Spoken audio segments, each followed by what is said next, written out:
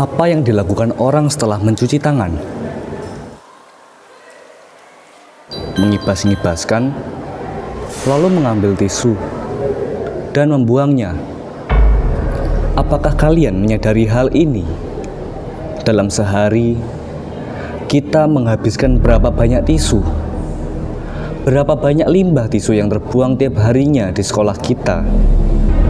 Berapa banyak pohon yang ditebang tiap harinya? Setelah melakukan wawancara, kami mendapati bahwa tiap harinya kita menghabiskan sekitar 15 pack tisu yang tiap packnya berisi 250 lembar. Belum lagi jika ada event besar, sekitar 20 pack kandas terbuang.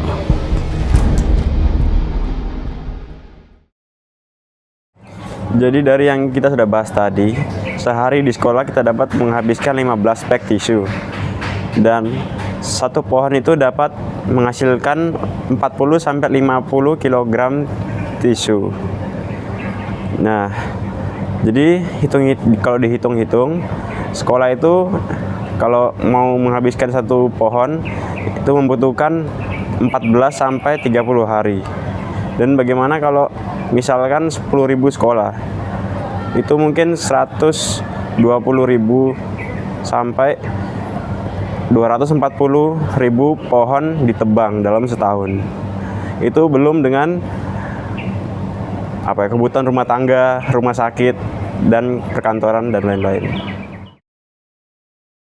Di Indonesia dari tahun 2001 sampai 2018 telah terjadi penebangan sekitar 18 juta hektar, terutama di Sumatera dan Kalimantan. Di Indonesia ada dua industri tisu yang besar, yaitu APP dan April Industri.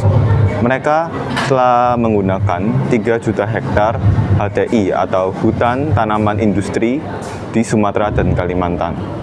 Tetapi mereka hanya mengklaim 33% itu direboisasi, sekitar 6 juta hektar dari 18 juta hektar Indonesia.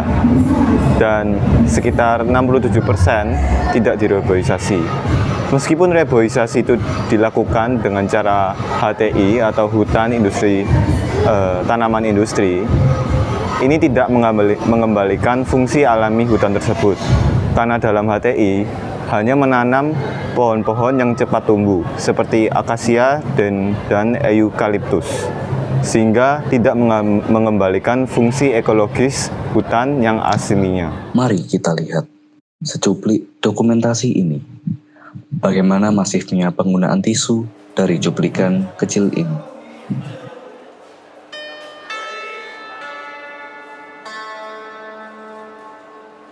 Nah, apa dampaknya jika pohon-pohon ini tidak direboisasi? Maka akan terjadi lahan gambut. Dan kini lahan gambut di Indonesia sudah ada 2 juta hektar. Lahan gambut ini akan mengeluarkan emisi karbon dan menjadi salah satu faktor adanya kebakaran hutan. Indonesia telah menjadi peringkat nomor 5 pengeluar emisi karbon di dunia karena lahan gambut ini.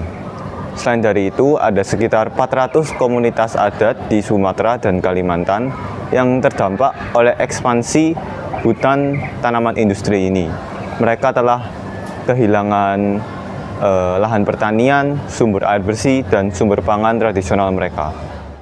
Dari berbagai masalah yang ada, dimulai dengan lingkungan sekolah ini, kita berupaya untuk membudayakan serta mengingatkan dengan cara tada!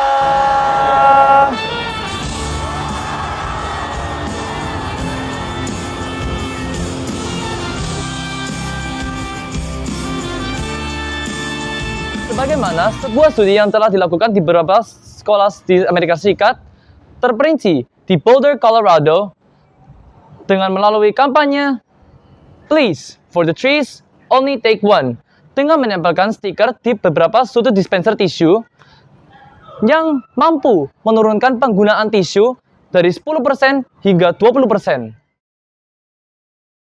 Salam teman. Oh iya, Pak Krisna titip salam bahwa diharapkan teman-teman sekalian tidak membuang tisu toilet ke dalam kloset, karena kebetulan Pada hari itu, 17 Oktober, pada waktu kami wawancara, sekitar 3 atau 4 toilet tersumbat karena ulah ketidakmautahuan kita semua.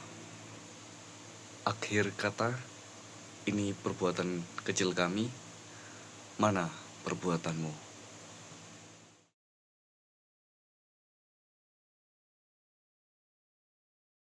Sebenarnya, sebelumnya kami memiliki program lain, yaitu mengelola sampah organik, terkhusus sampah sisa makanan yang ada di sekolah kita ini. Nah, programnya adalah mengelola sisa makanan tersebut untuk dipakankan kepada makot. Kami sudah merancangkan bagaimana bentuk sampahnya, tempat sampahnya, bagaimana efektivitasnya, bagaimana siklus yang berkelanjutan. Namun tidak jadi karena beberapa pertimbangan. Yang pertama, karena bibit makot yang kami beli tidak kunjung datang. Hal lain adalah konsistensinya. Konsistensi, apakah kami akan mengerjakan program ini senantiasa? Mungkin jawabannya tidak, karena kami akan lulus. Nah, jika bukan kami, siapa kira-kira? Karyawan. Nah, dengan harapan dan semangat yang masih ada,